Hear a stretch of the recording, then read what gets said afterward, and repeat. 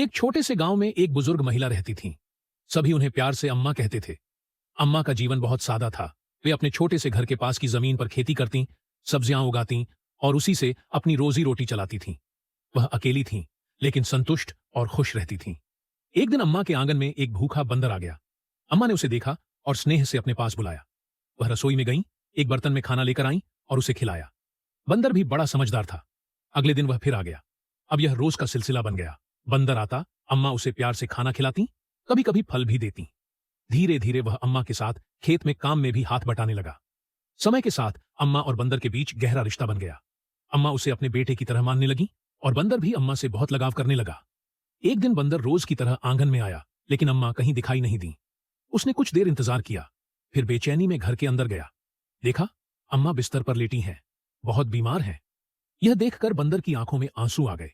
उसने जरा भी देर नहीं की और तुरंत जंगल की ओर भागा। उसे याद था कि अम्मा ने कभी एक खास जड़ी बूटी का जिक्र किया था। बंदर ने बहुत खोजबीन की और आखिरकार वही जड़ी बूटी ढूंढ निकाली। वह तेजी से घर लौटा, अपने हाथों से उस जड़ी बूटी को पीसकर दवा बनाई और अम्मा को पिला दी। थोड़ी ही देर में अम्मा की तबीयत सुधरने लगी। उन्होंने धीरे धीरे आंखें खोली और सामने बंदर को देखा। उनकी आंखों से खुशी और कृतज्ञता के आंसू बह निकले। उन्होंने बंदर को गले से लगा लिया।